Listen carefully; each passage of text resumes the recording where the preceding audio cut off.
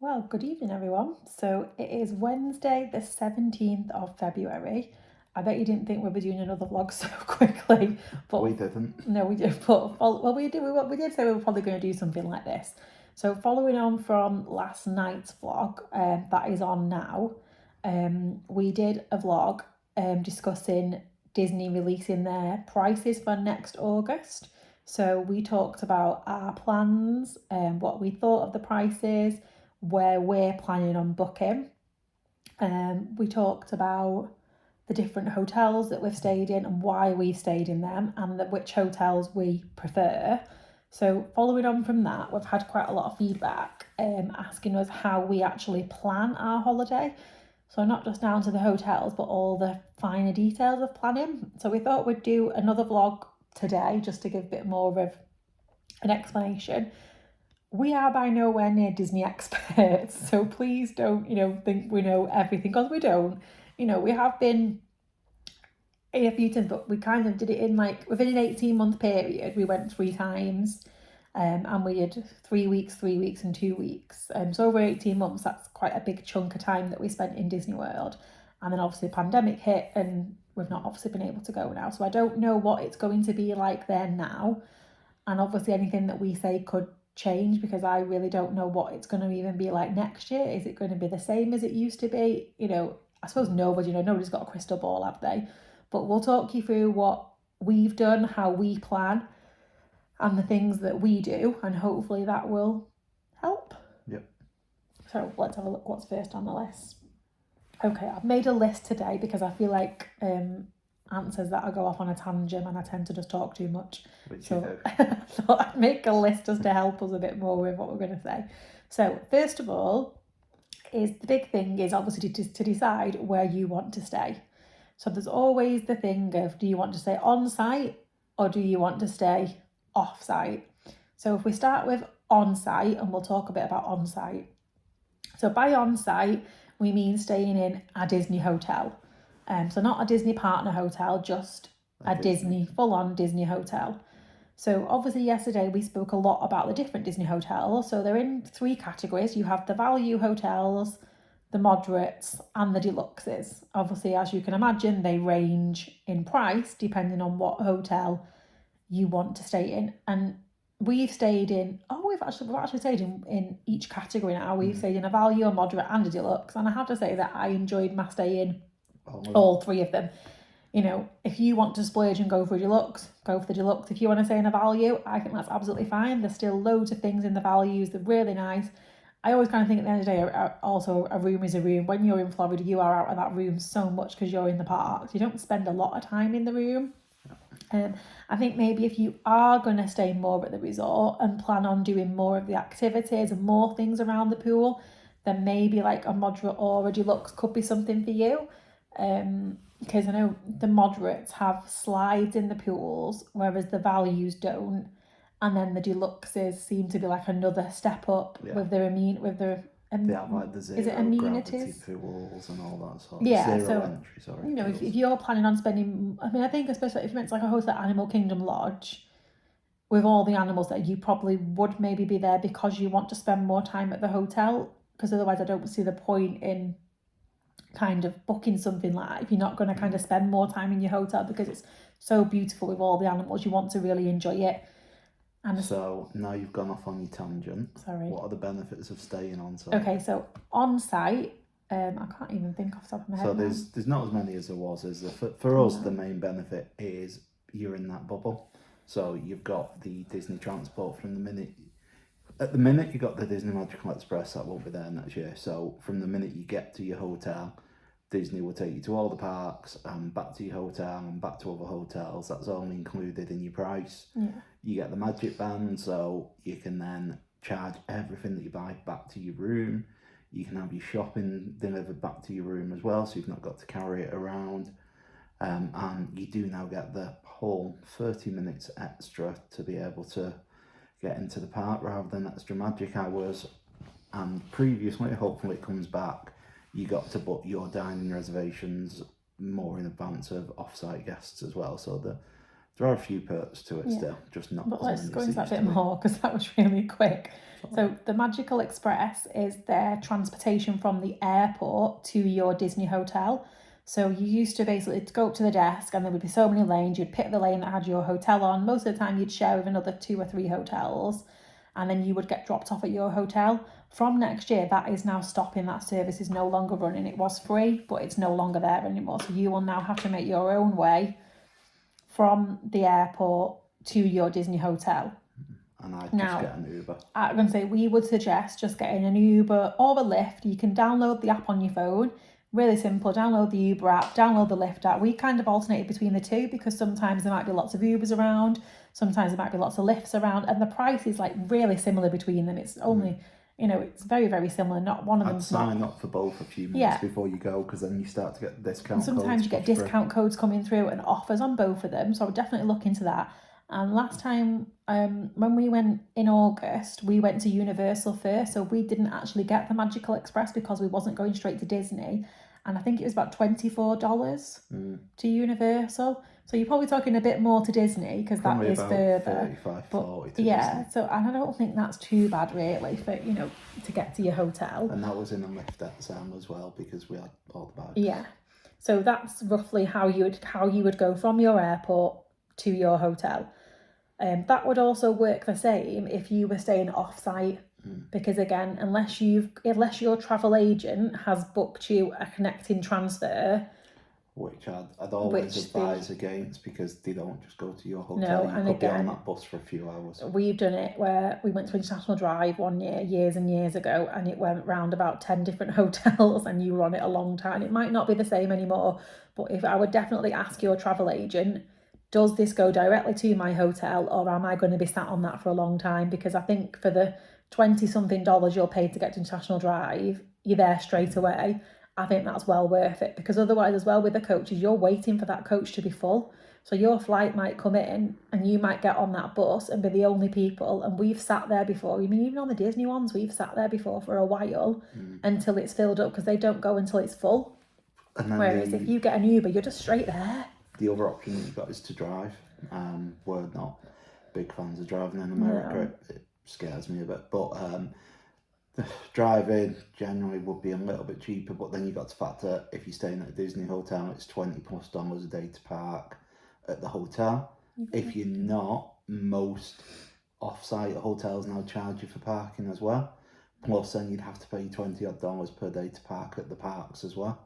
So by the time you've done that, you may as well just get a Lyft. You've then not got your insurance costs. When you get out of the hotel, when you get out of the airport though, they do have all the car rental companies are all there, so they're pretty easy to find. If you've hired a car, go to your car rental company and they'll tell you where to get your car and you can just drive off from the airport. So that's one of the things that Disney did have as a benefit that has now obviously been taken away.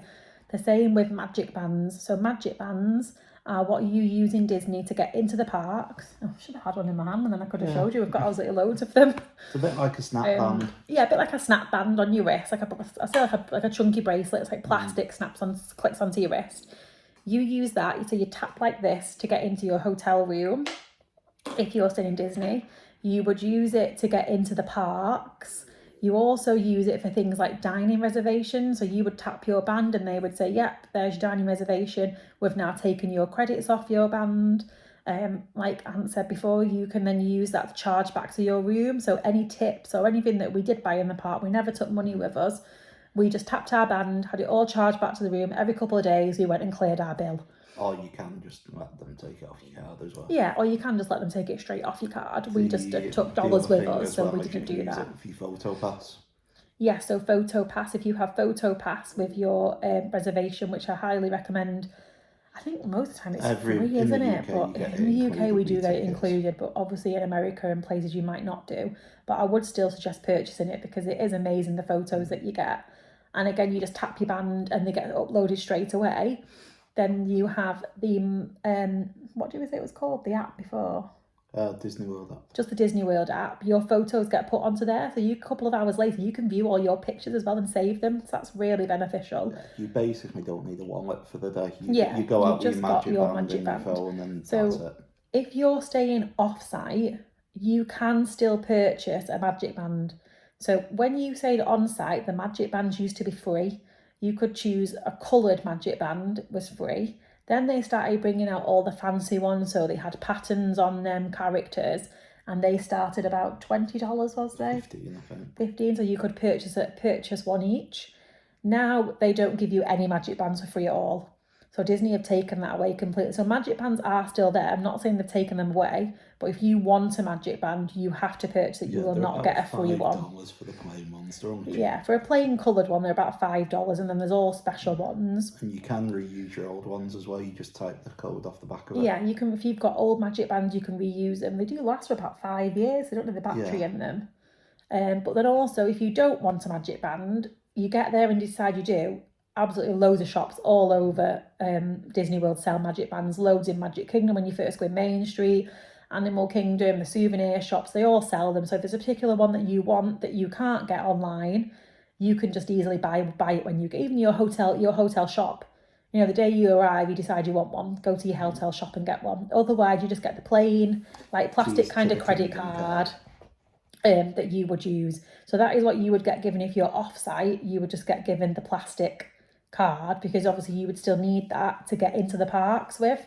But I would even suggest, if you were off-site, just getting the magic band, because you're not having to fumble in your bag to pull the card out. Oh, fast passes, it also works for fast passes. So you're not having to get to the gate. And we saw loads of people that were like, not being awful, but they were holding up the queue because they were fumbling in the bag trying to get everybody's card out at the fast pass line. And, you know, the cast members are like, oh, you know, just, if you've got your magic band, just come past and scan straight in. And all you just tap on, goes green to say you've got a fast pass for that particular time, and you're straight in. So I would really recommend buying a magic band.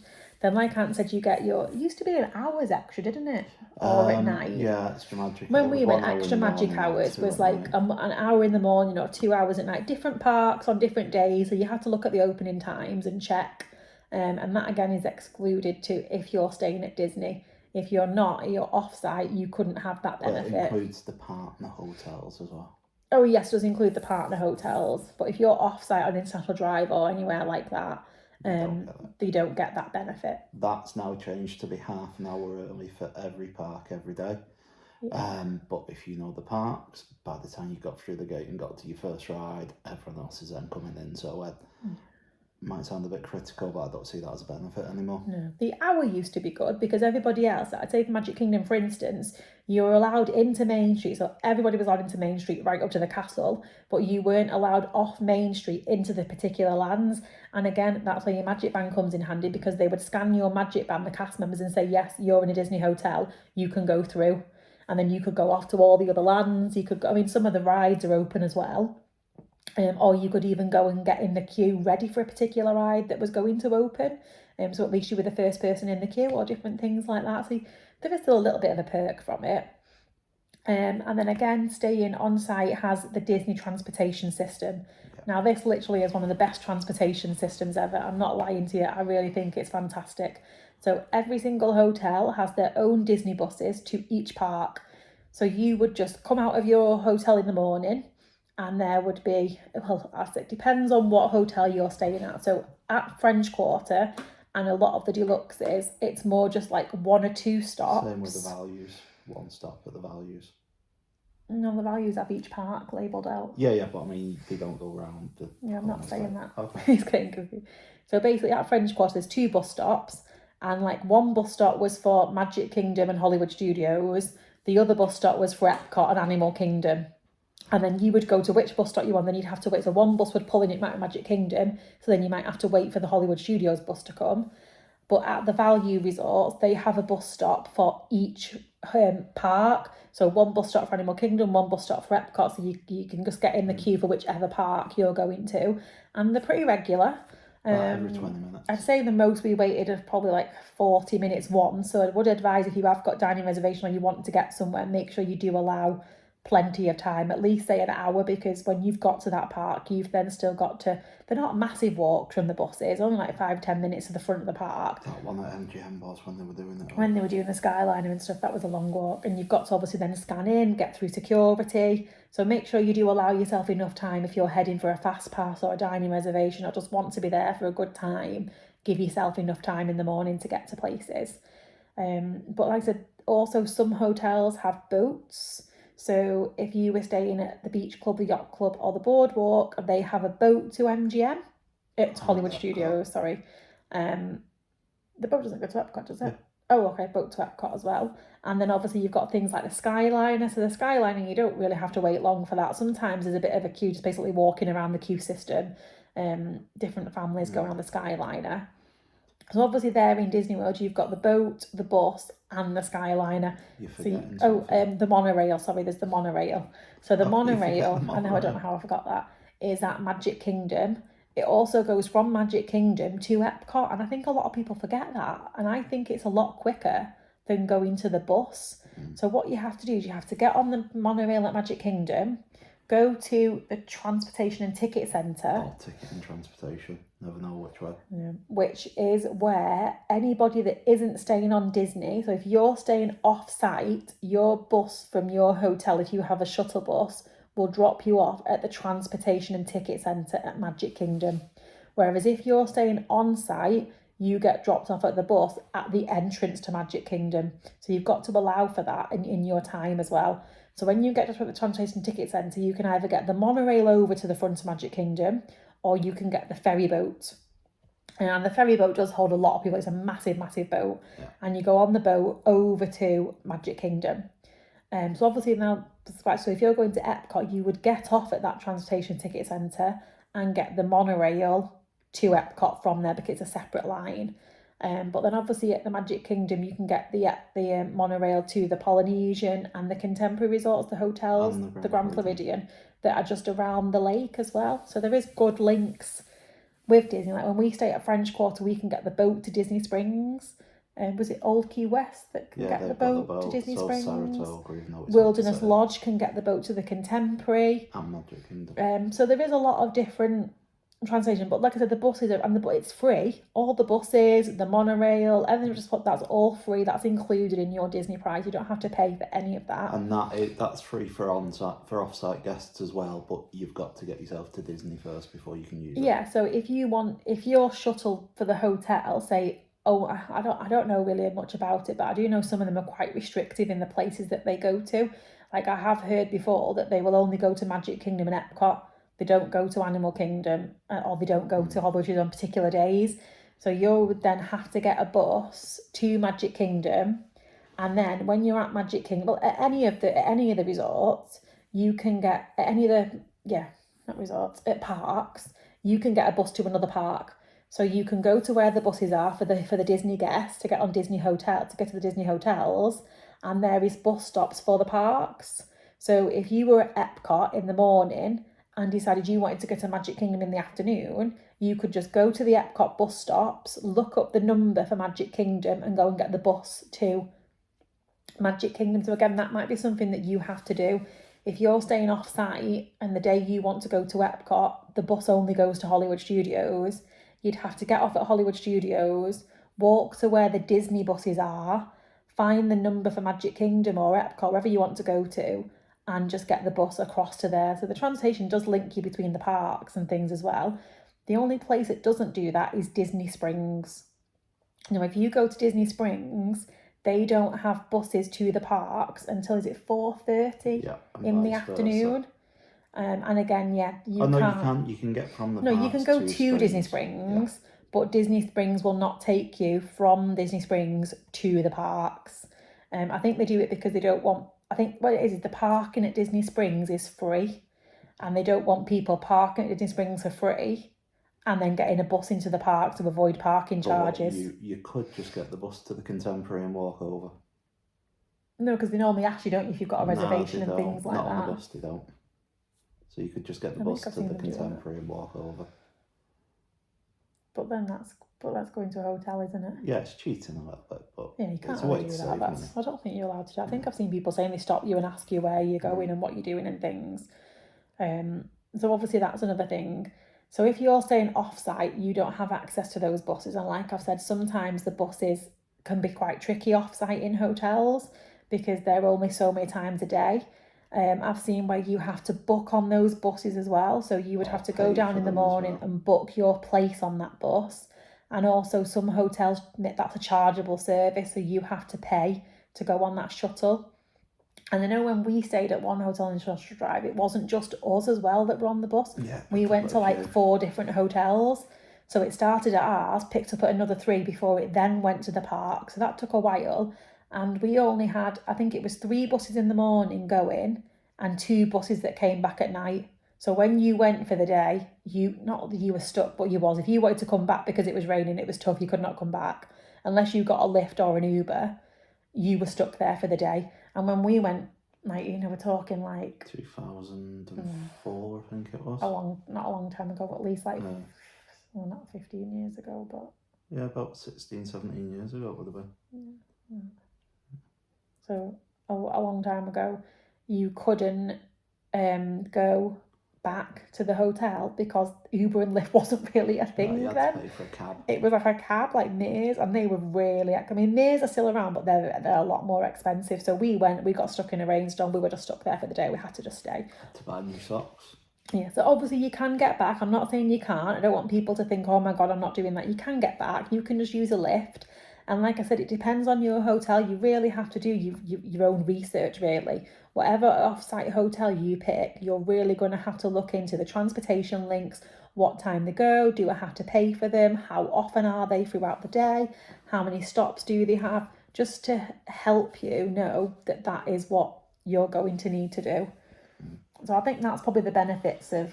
the other two are the meal booking and the fast passes. So if you're in a Disney hotel, this is if ADRs come back, the dining reservations, but if they come back, you can book your meals 180 days in advance. Mm-hmm. If you're in a Disney hotel, you can do that for the length of your stay. If you're not, you do it 1 day per time.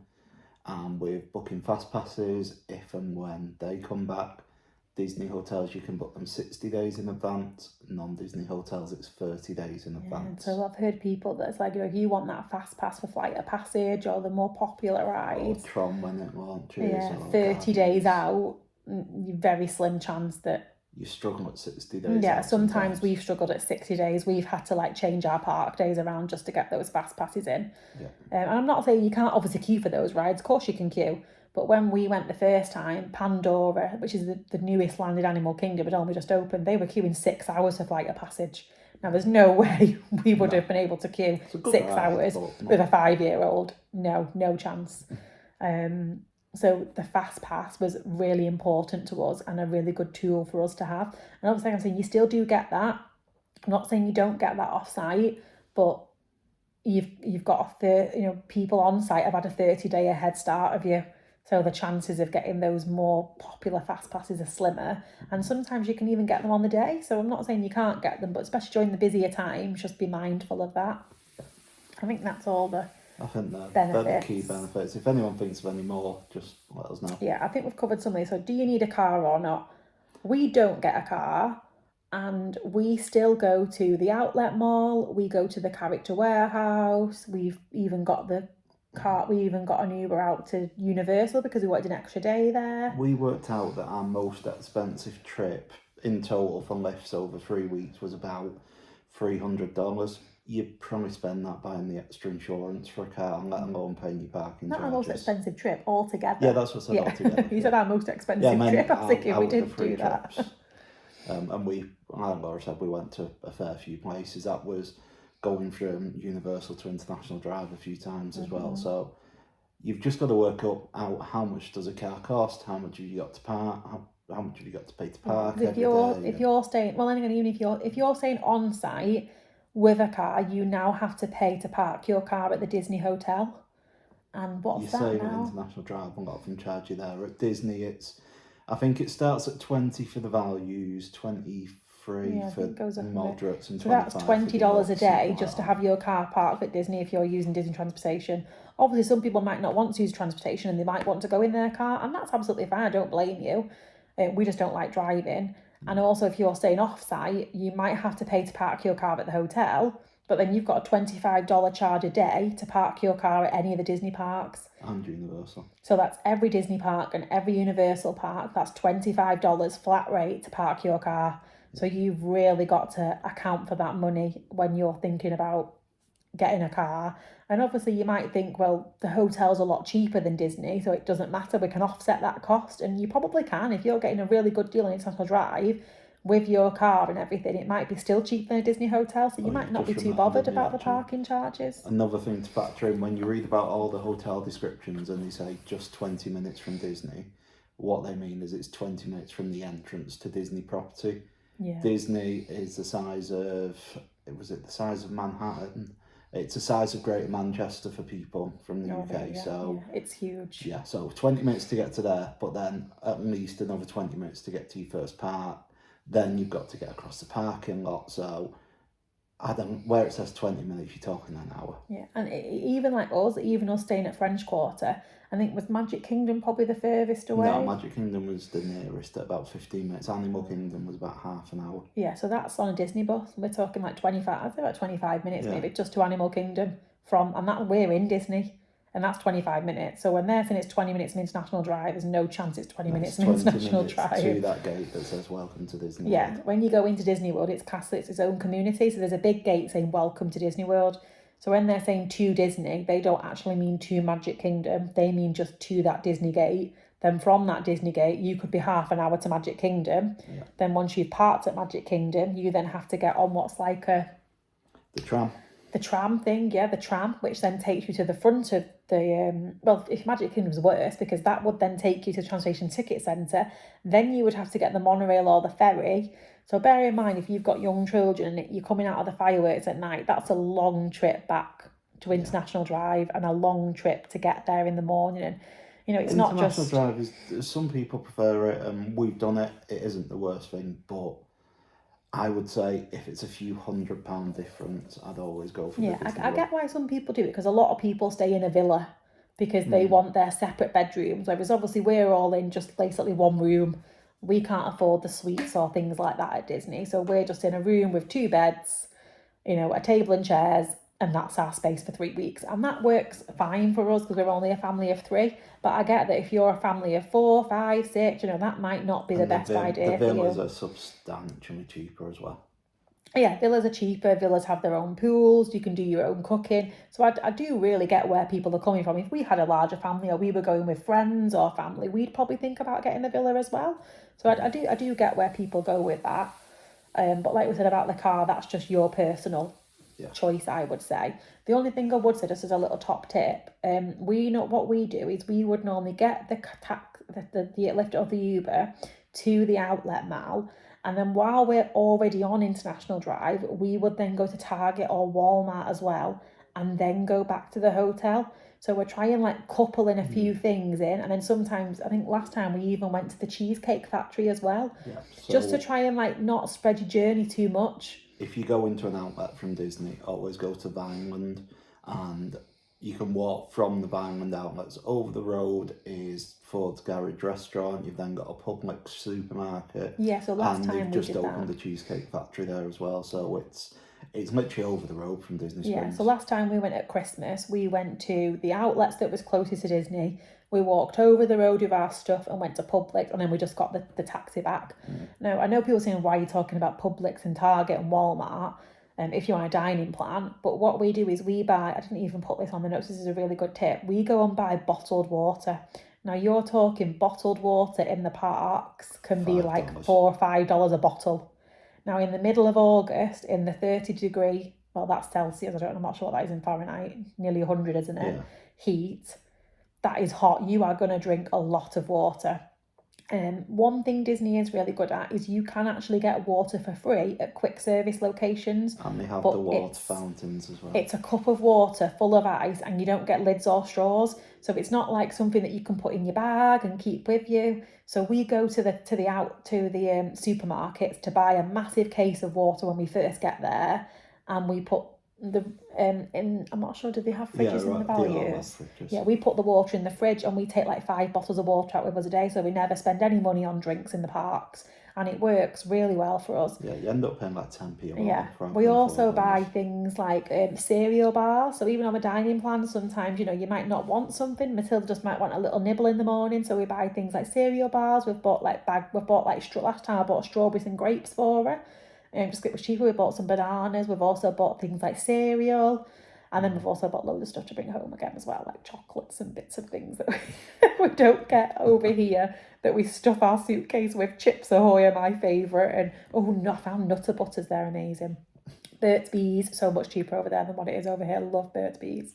Now I have gone off on a tangent. Yeah. But anyway, that's what we do. So once you've decided whether you want to stay on site or off site and possibly chose your hotel, you've got to decide when you want to go. So there's a few things to know. August is absolutely boiling, but it will rain every single day for probably 2 hours in the middle of the day. So obviously August is really, really hot, and you can see me, I am like one of the palest people in the world, and I've got blonde hair, my head gets really hot, and I'm always get really hot, but I still like it in August. I still think it's I love walking out the room in the morning. That heat hits you in the face, and it is really nice because it's so damn cold over here. It's really humid as well. It's really humid, and like Ant said, it rains practically every day, but you're talking like 20-minute rain shower at the most.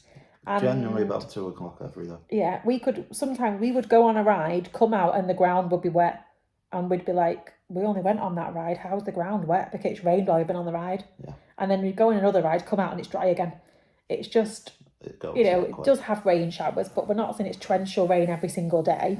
But it is torrential though. When it rains, oh gosh, it rains. Pack a poncho or a pack mac or something. It absolutely pours. We're not just talking about a little bit of rain here. It absolutely pours down. There's thunder, there's lightning. When it's raining and thunder's in the area, a lot of the rides get shut that are outside. So like the mine train. And the water parks as well. Water parks. We were at Blizzard Beach once and it wasn't even raining, but there was lightning in the area. So they say like there's lightning within the vicinity. So we have to shut the park until it's passed over. So that's just something to be aware of. Definitely take a poncho. I wouldn't buy Disney ponchos. They're very expensive. I would buy your own. And we don't even take a poncho. I just literally take a zip-up raincoat. Just a raincoat, zip-up raincoat. Take your raincoat with you. Pop it, one of those foldable ones that pops into your little bags. Pop it back up into your pocket and you're done. A few more things on when to go. So check when the American public holidays are. If you're going over them, we'll go into rest days in a minute, but plan a rest day for those. Yeah.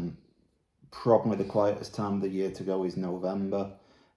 Early December, but then over Christmas is crazy. January is a little bit quiet, but then they put the Run Disney events on, so it gets hectic then. And Easter is crazy as well. Yeah, so we haven't been at all these times, or just to clarify, this is just what we've heard of people. So we have been in April, and that was like 17 years ago though. Yeah, it was Easter holidays, I think maybe a little bit at the back end, so that wasn't too busy. And we've been in the summer holidays, which is obviously quite busy, and we've been at Christmas. But I actually think we said when we went at Christmas that August was busier than Christmas. I mean, we found the summer holidays busier than Christmas. We got into the parks really early. We were out early-ish and we had pool time, so I don't know what they were like. I mean, New Year is just crazy. So just on the special events like New Year, Christmas and the American public holidays, they do some amazing fireworks. I would not go to Magic Kingdom for them fireworks. No. Go and stand on the beach at the Polynesian or the Grand Floridian. It's completely free. They pump all the music over so that you can hear it and you can see the fireworks. They very rarely do the projections for them. That's more for the normal happily ever after, so you don't miss much and you get to watch them without being squashed. So just for like the special event, like New Year's Eve, I don't think a lot of people actually know this, but New Year's Eve in Magic Kingdom, they actually test the New Year's Eve fireworks the day before. Twice. And they do it twice. So I think it was at something like 6 o'clock and like 11 o'clock. Or was it actually midnight?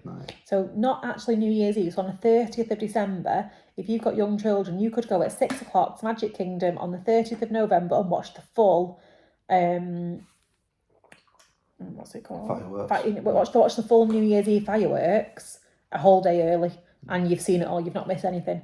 If you want to stay till midnight, watch them at midnight, or again, feel free to go on New Year's Eve, which we actually did do. 17 years Not ago, with Matilda. And honestly, I can say it was the worst night of my life because that sounds horrific, but it was awful. You were stood waiting for the fireworks for 4 hours. It was fine in the night time. No, I think we were about 2 hours before we got space. But and the fireworks, it was afterwards. Oh god. And even like leading up to the fireworks, like the last 10 minutes, you literally could not move. It got that crammed. It was ridiculous. And then you couldn't get out. And I was like panicking a bit because I don't like that. I don't like being stuck knowing that I can't get out. And it was so busy. It was absolutely manic. So when we went at Christmas, we said, there's no way we're doing that with Matilda. There's no way we're going on New Year's Eve. We're going to stay at our hotel. And we did. But we went the day before, like I said, on the 30th, when they have those fireworks. But again, I didn't want to be stuck in the crowd. So we went to the Polynesian. So anybody staying offsite, onsite, does not matter. You can go to that hotel, does not matter where you're staying. Go to the beach at the front. We sat on the beach. Now, another thing with this, I'm not saying it was mega busy on the beach, but it was filling up a bit. So we got there like 10 minutes before. Yeah, we got there like 10 minutes before because we were rushing from buses.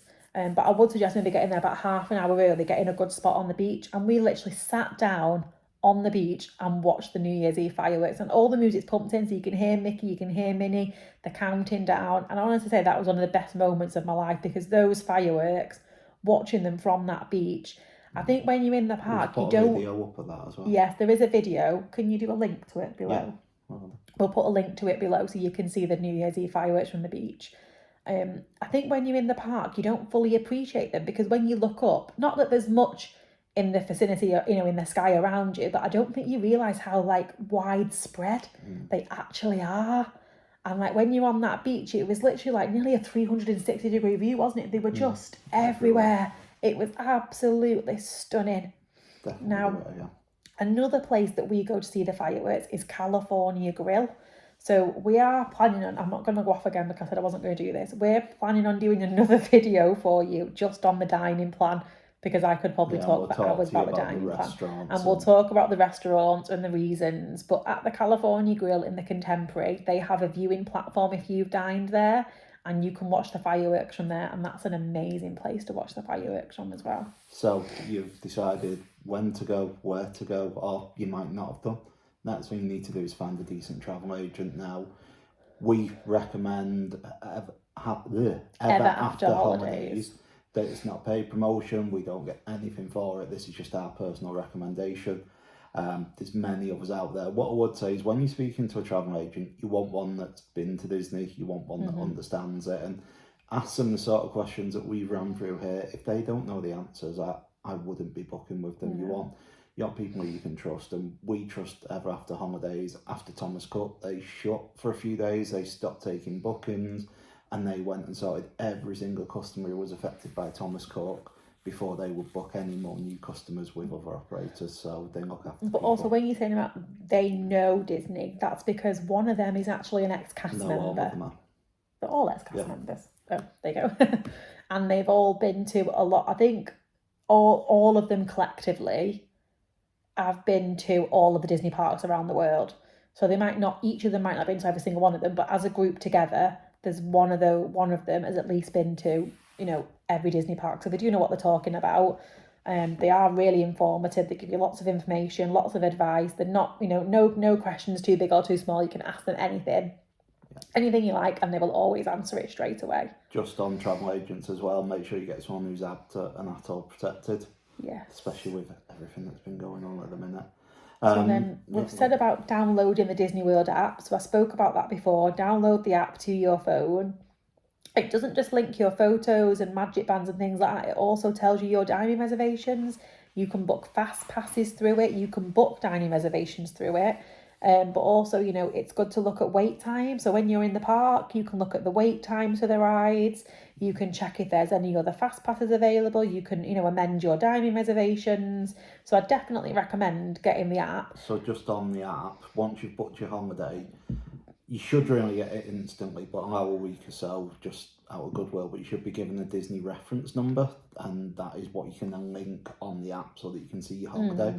If your travel agent doesn't know what that is, don't book with them. No.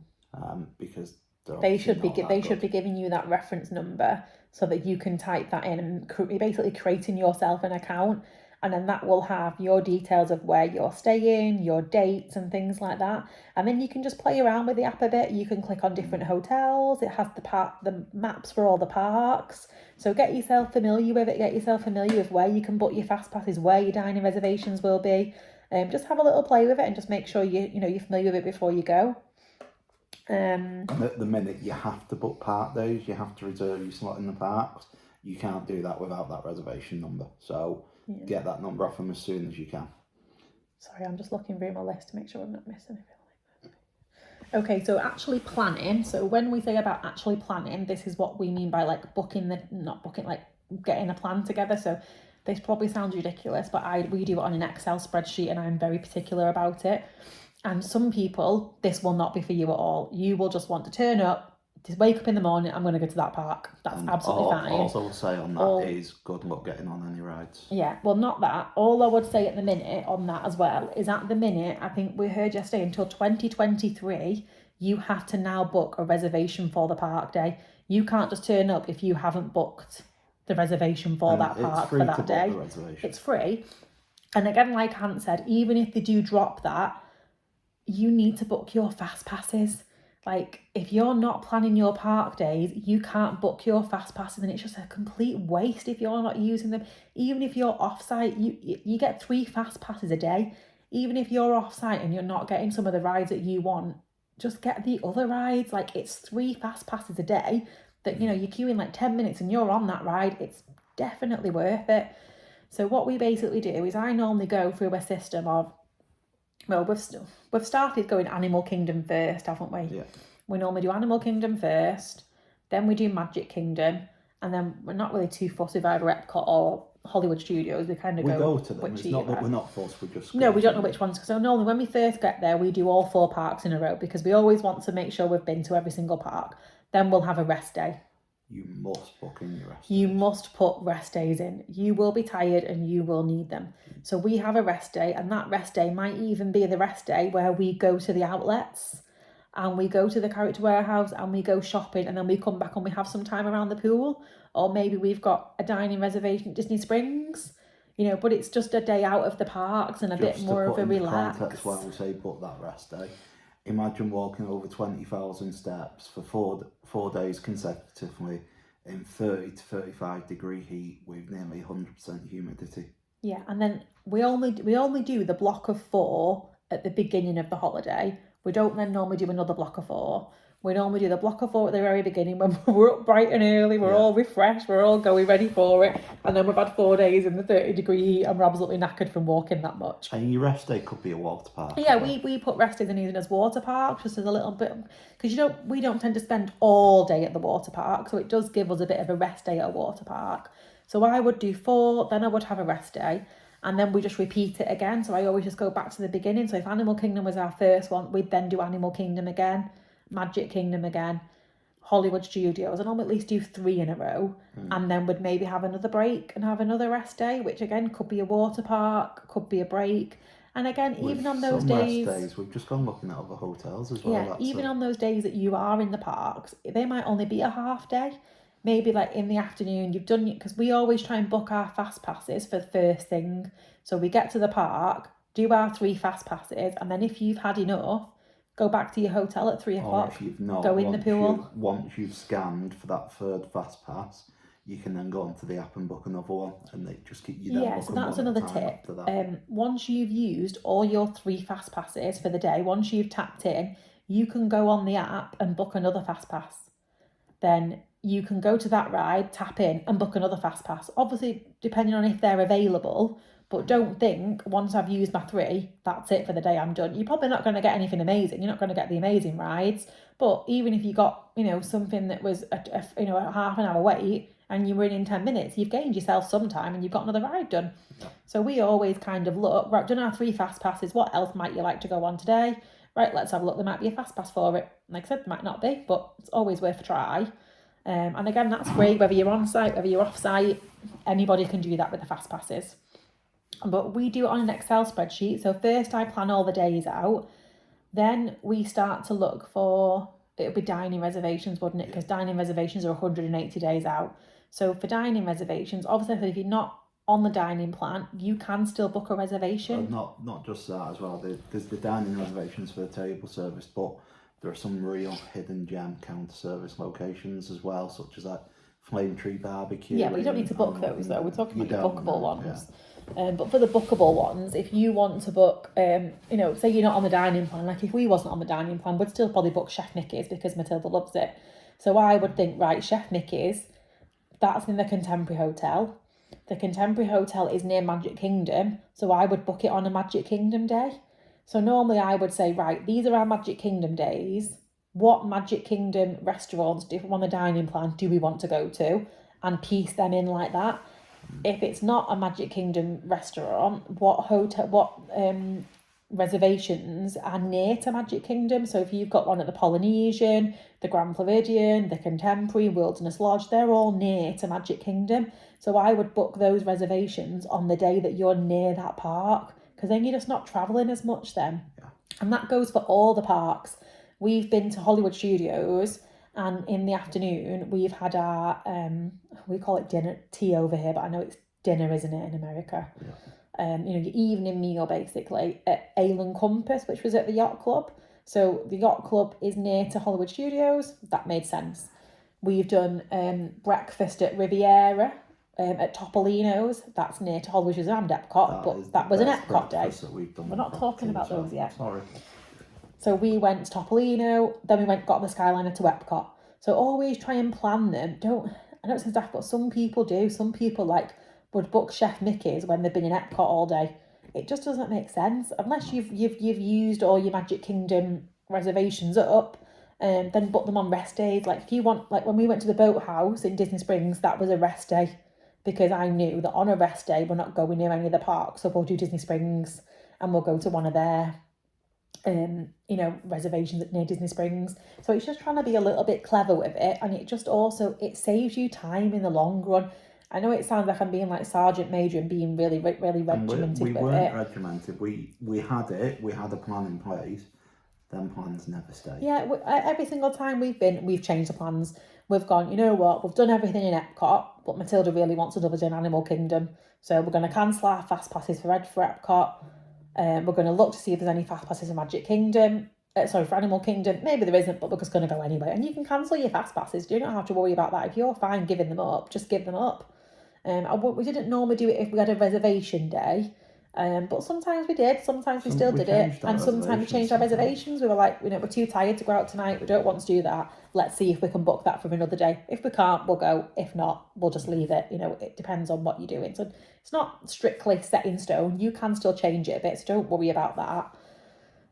But I'd say that's it for kind of planning. That's how we do it. So we do an Excel spreadsheet, we write down all the days, we fill in our fast passes, then we fill in our dining reservations. And the biggest tip with planning, but once you've done it, don't stay regimented to it.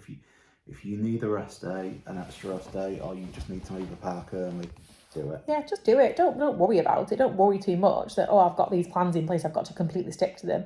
You don't have to. But I just think at least you've got some plans. At least you've planned out most of your holiday. Whereas otherwise, you've got no plans. You're waking up. You don't know what park you're going to. You don't know what you're going to do for the day. And like I said, that does suit a lot of people. I understand that, and that's perfectly fine. But that's just our point of view, isn't it? And just what we do. So I think we've kind of done that. Yeah, decided on a meal plan. Yeah. Like I said, deciding on a meal plan, and we're going to do a separate vlog about that. But when we say the meal plans, that's the dining plan, and that's where you prepay for your meals. So like I said, we'll do another video on that, but again, it works for some, not for others. Yeah, and like I said, you don't have to have a meal plan, a dining plan, to book a meal as well. A lot of people think that they can't go to a Disney restaurant because they're not staying Disney. No, that's not true at all. If you're staying off-site, you can still go to a Disney restaurant. You can still book a reservation. A restaurant in a Disney hotel and not have a Disney ticket. Yeah, you don't even have to have a ticket for the parks, and you can go to a hotel restaurant. It doesn't matter. We see a lot of people like Tim Tracker, Paige and Miss Moreno, they live in Orlando. They're not going into the parks that day. They're just going to a Disney hotel to go for their tea. Perfectly fine. That was one last tip that I had as well. So do your research on it. There's some really good YouTube channels to watch, and I'll tag them below. But DFB Food Guide, they are brilliant for dining reviews, but not just that, they give you some top tips. And then getting to know the local area and some of the tricks. The two best channels we found are the Tim Tracker and Paige and Mr. Morrow. Absolutely brilliant videos. They give you some really good tips and insights on what to do in the park, and it's like we found cheeseburger spring rolls through them as well. So they actually live in Florida, so they go a lot to the parks, like, you know, at least so many times a week. So they have a lot of content. They're always reviewing all the latest things, the latest rides, latest snacks, latest tips and tricks. And it's nice to watch them walking around the park because it helps you get your bearings a bit when you go. You can kind of understand, oh, that's there. Oh, right, that's where that restaurant is.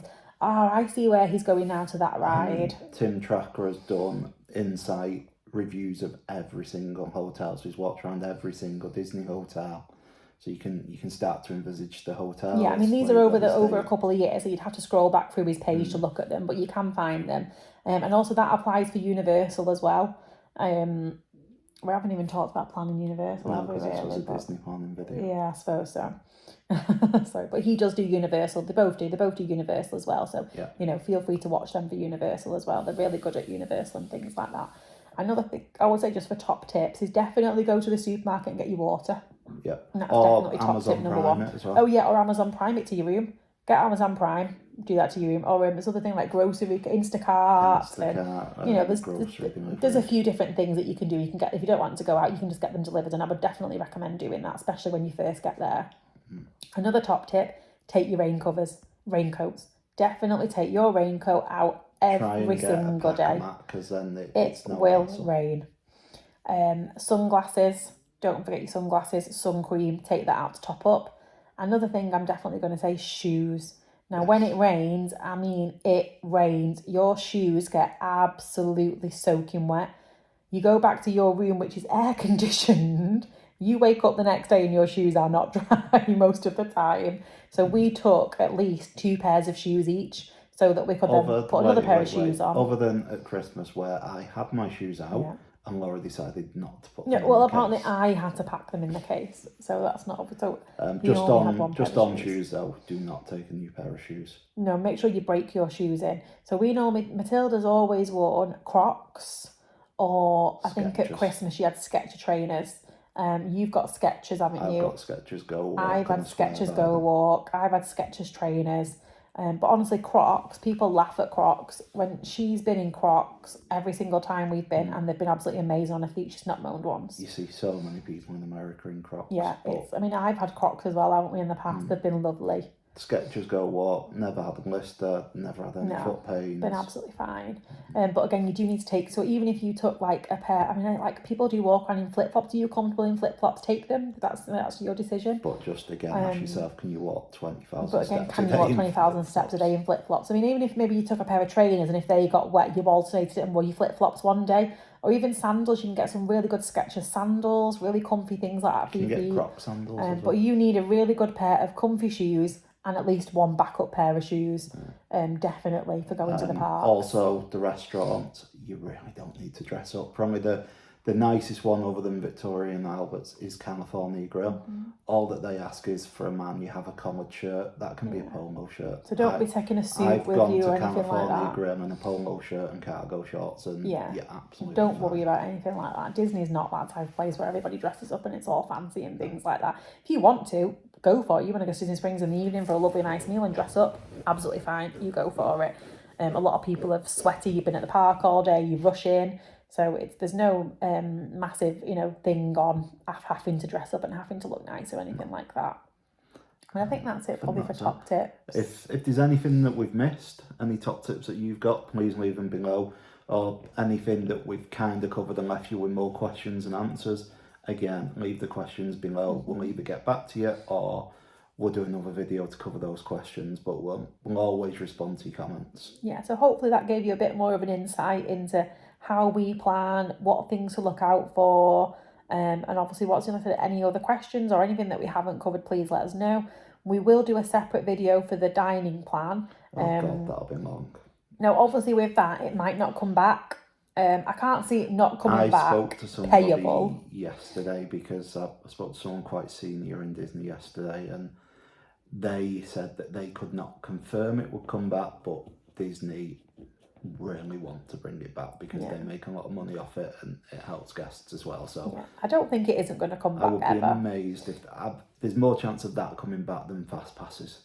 Yeah, I think they're both going to come back eventually. I think at the minute, they're like watching this basically, you know, they're stuck with COVID restrictions like the rest of the world is. And I think at the minute they've had to make some changes, and they got rid of the dining plan because people couldn't actually get those I don't reservations. think it'll ever come back free. No, But but the reason why they didn't have it was because the people couldn't get the reservations, because a lot of the restaurants were shut, because the hotels were shut. The restaurants couldn't be at full capacities. Disney just decided it wasn't worth it for people. You wasn't getting your money's worth. People couldn't get the reservations. It just wasn't nice. So they got rid of it and just said you can. I mean, like I said, you can still go to a restaurant and book a reservation. You're just paying for it as you go. Whereas a dining plan is like a prepaid plan. So hopefully stop talking about the dining plan. They will bring it back at some point. But that's it for now.